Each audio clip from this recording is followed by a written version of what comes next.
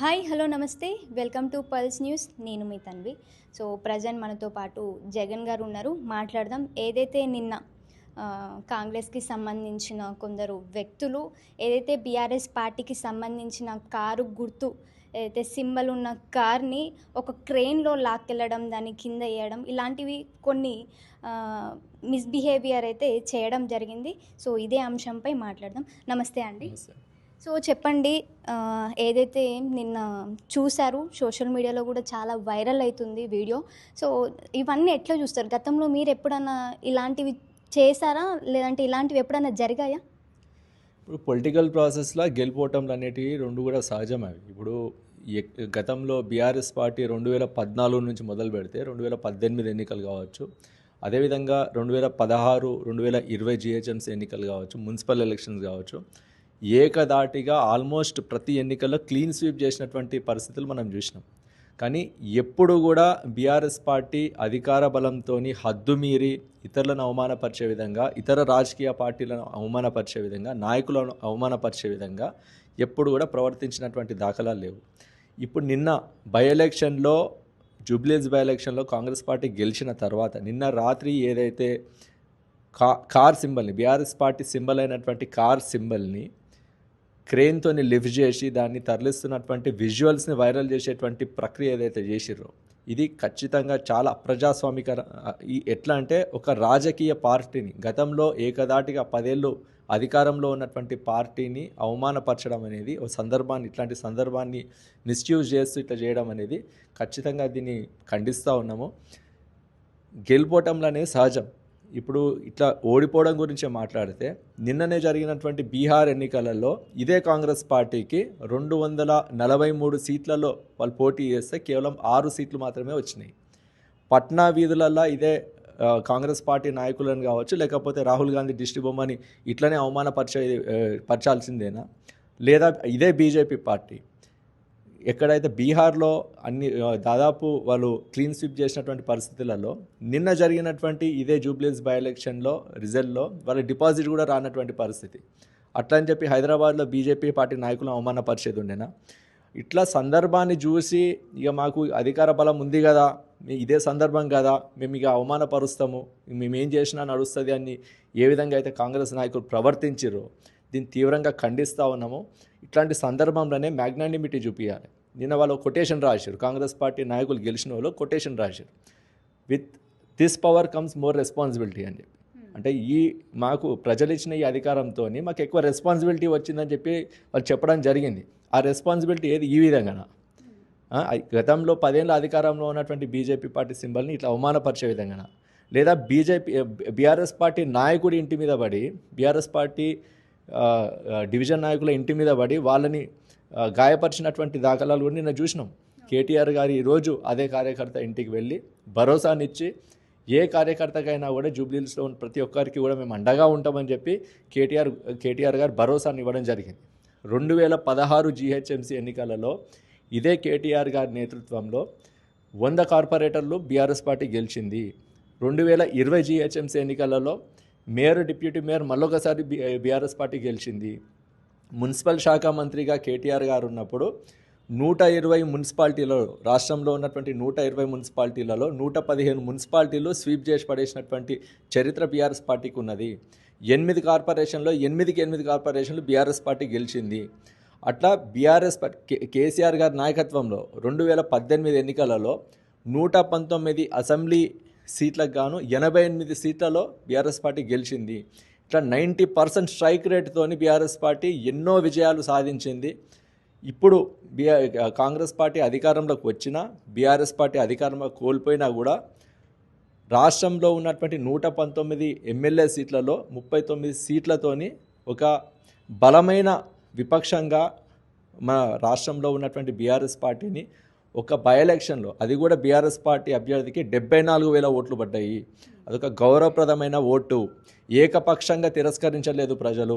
ఏకపక్షంగా ప్రజలు కాంగ్రెస్ పార్టీ అభ్యర్థికి ఏకపక్షంగా తీర్పునివ్వలేదు. కానీ ఇట్లాంటి పరిస్థితిని వాళ్ళు దుర్వినియోగపరుస్తూ బీఆర్ఎస్ పార్టీని కానీ, దాని సింబల్ని కానీ, బీఆర్ఎస్ పార్టీ నాయకులను కానీ ఇట్లా అవమానపరిచే విధంగా వాళ్ళు ఏదైతే ఈ ఆపర్చునిటీని యూజ్ చేసుకున్నారో, ఇట్లా అధికారం వాళ్ళకి రాగానే కాంగ్రెస్ పార్టీ అభ్యర్థి గెలవగానే బీఆర్ఎస్ పార్టీ కార్యకర్తల ఇండ్ల మీద పడి దాడులకు ఏదైతే తెగబడతా ఉన్నారో దీన్ని అందరూ కూడా గమనించాలి. ముఖ్యంగా మీడియా దీన్ని హైలైట్ చేయాల్సినటువంటి అవసరం ఉన్నది. ప్రతి ఒక్కరూ దీని మీద స్పందించాల్సినటువంటి అవసరం ఉన్నది.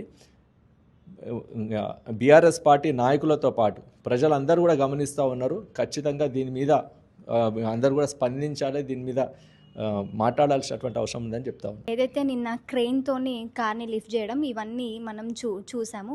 చూసిన తర్వాత కూడా పోలీస్ డిపార్ట్మెంట్ ఏదైతే ఉందో చూసి చూడనట్టుగా ఉంది అని చెప్పేసి సోషల్ మీడియాలో కామెంట్ చేయడం కానీ కామెంట్లు ఇట్లా వస్తున్నాయి. నిజంగానే పోలీస్ డిపార్ట్మెంట్ అట్లా బిహేవ్ చేసింది అనుకోవచ్చా? నిజంగా చూసి చూడనట్టు వదిలేసింది అనుకోవచ్చా? ఖచ్చితంగా ఇప్పుడు చాలా అలిగేషన్స్ ఇప్పుడు కాంగ్రెస్ పార్టీ అభ్యర్థి 24,000 మెజారిటీతో గెలుపొందిన నేపథ్యం ఏంటంటే చాలా అలిగేషన్ చూసినాం మనం. మీడియా కూడా కవరేజ్ చేసింది, సోషల్ మీడియాలో కూడా చాలా వీడియోస్ వైరల్ అయినాయి. తీవ్రంగా రౌడీజం చూపించో లేకపోతే రిగ్గింగ్ చేసి కూడా గెలిచిరన్నటువంటి ఆరోపణలు కూడా వస్తూ ఉన్నాయి. దీనికి తోడు అధికార పక్షం మొత్తం కూడా అన్ని ప్రభుత్వంలో ఉన్నటువంటి అన్ని రీసోర్సెస్ని కూడా కోడ్ ఆఫ్ కండక్ట్ని వయలేట్ చేస్తూ యూజ్ చేసుకోవడం జరిగింది. ఏకంగా క్యాబినెట్ మంత్రులు కావచ్చు, కాంగ్రెస్ పార్టీ ఎమ్మెల్యేలు కావచ్చు, ఎమ్మెల్సీలు కావచ్చు, అందరూ కూడా ఎలక్షన్ రోజు కూడా పోలింగ్ తేదీ నాడు కూడా నియోజకవర్గ వ్యాప్తంగా ఎక్కడ పడితే అక్కడ డిప్లాయ్ అయ్యి వాళ్ళు అధికార బలం చూపించి ఎన్నికల తీరుని కూడా ప్రభావితం చేసేటువంటి పరిస్థితులను మనం చూసినాము. ఇది definitely violation of model code of conduct. అదేవిధంగా ఇక్కడ దీనికి పూర్తి స్థాయిలో పోలీసులు కూడా సహకరించారన్నటువంటి వాస్తవం అందరికీ కూడా అర్థమైనటువంటి పరిస్థితి మనం చూసినాము. అదేవిధంగా ఈ విజయం తర్వాత వాళ్ళు రిజల్ట్ తర్వాత వెంటనే బీఆర్ఎస్ పార్టీ సింబల్ అయినటువంటి కారుని క్రేన్తో లిఫ్ట్ చేసి తరలించినటువంటి ఆ విజువల్స్ని వైరల్ చేసినా కూడా దీని మీద ఫిర్యాదులు అందినా కూడా పోలీసులు కావచ్చు, అధికారులు కావచ్చు స్పందించినటువంటి పరిస్థితులు మనం చూడలేదు. వాళ్ళు స్పందించాల్సినటువంటి అవసరం ఉండే. ఈ విధంగా చేయడం అనేది ఖచ్చితంగా అప్రజాస్వామికం, ఇది ఇల్లీగల్ కూడా. దీన్ని ఖచ్చితంగా మేము తీవ్రంగా ఖండిస్తూ ఉన్నాం. అధికార దుర్వినియోగానికి ఈ అధికార కాంగ్రెస్ పార్టీ పాల్పడుతూ ఉంది అనడానికి ఏ సందేహం లేదు. దీన్ని ఖచ్చితంగా అన్ని వర్గాల ప్రజలు ఖండించాల్సిందే. గతంలో ఎప్పుడైనా మీరు అధికారంలో ఉన్నప్పుడు ఓడిపోయిన వాళ్ళని కించపరచడం కానీ లేదంటే వాళ్ళపైన ఏదైనా దాడులు చేయడం ఇలాంటివి ఎప్పుడైనా బీఆర్ఎస్ గవర్నమెంట్ ఉన్నప్పుడు జరిగాయా? అదే చెప్తా ఉన్నాం. మేము బీఆర్ఎస్ పార్టీ సాధించిన విజయాలు ఏనాడు కూడా ఈ కాంగ్రెస్ పార్టీ కావచ్చు, ఇతర పార్టీలు కావచ్చు ఆ దరిదాపుల్లో కూడా వచ్చినటువంటి పరిస్థితులు మనం చూడలేదు. గతంలో బీఆర్ఎస్ పార్టీ 2018లో కేసీఆర్ గారి నాయకత్వంలో 119 సీట్లకు గాను 88 ఎమ్మెల్యేలు గెలవడం జరిగింది.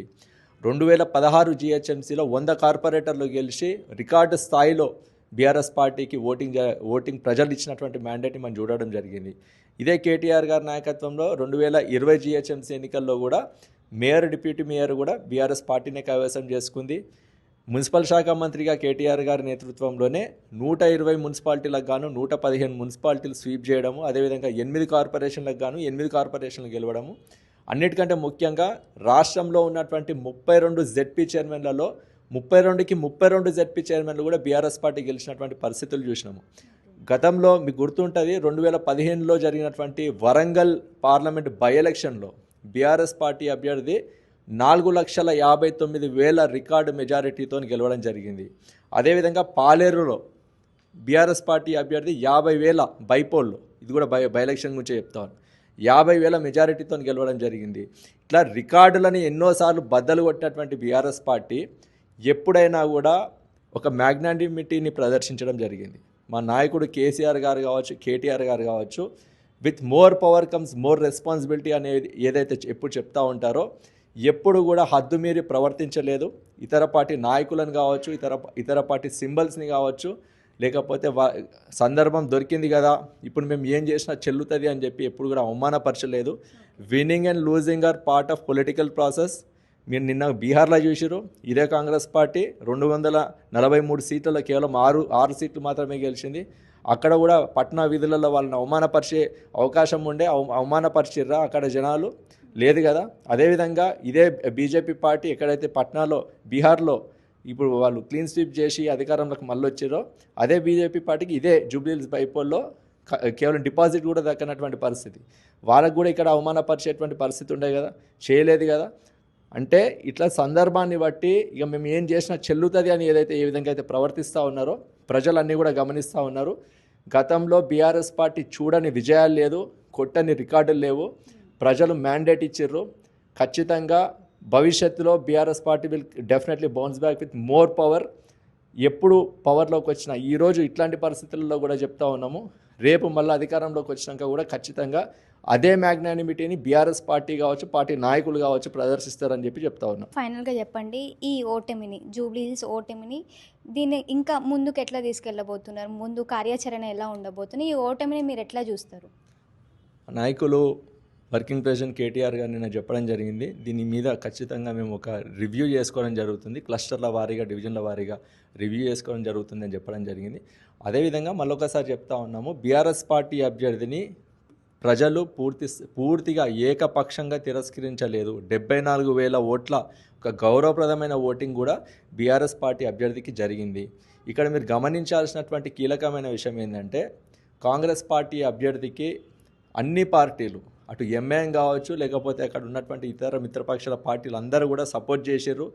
నిన్న మనం చూసినాము, గాంధీ భవన్లో టీడీపీ జెండాలు కూడా వాళ్ళు వచ్చి అక్కడ వాళ్ళు సపోర్ట్ చేసినామని చెప్పి వాళ్ళు కూడా చెప్పడం జరిగింది. టీడీపీ జెండాలు పట్టుకొని అన్ని పార్టీలు కలిసి కాంగ్రెస్ అభ్యర్థికి సపోర్ట్ చేస్తే వచ్చినటువంటి మెజారిటీ ఇది 24,000 మెజారిటీ. బీఆర్ఎస్ పార్టీ విపక్షంలో ఉంటూ, అపోజిషన్లో ఉంటూ సింగిల్గా పోయింది. 74,000 గౌరవప్రదమైన ఓట్లు పడ్డాయి. ఖచ్చితంగా అయినా కూడా మేము ఓటమి జరిగింది. అండ్ ఏ నేపథ్యంలో పూర్తిగా రిగ్గింగులు, రౌడీజం చేసిరన్నటువంటి ఆరోపణలు కూడా మీడియాలో వచ్చినటువంటి పరిస్థితులు మనం చూసినాము. అయినా కూడా దీని మీద పూర్తి స్థాయిలో మేము రివ్యూ చేసుకుంటామని చెప్పి వర్కింగ్ ప్రెసిడెంట్ కేటీఆర్ గారు చెప్పడం జరిగింది. Definitely will bounce back with more power.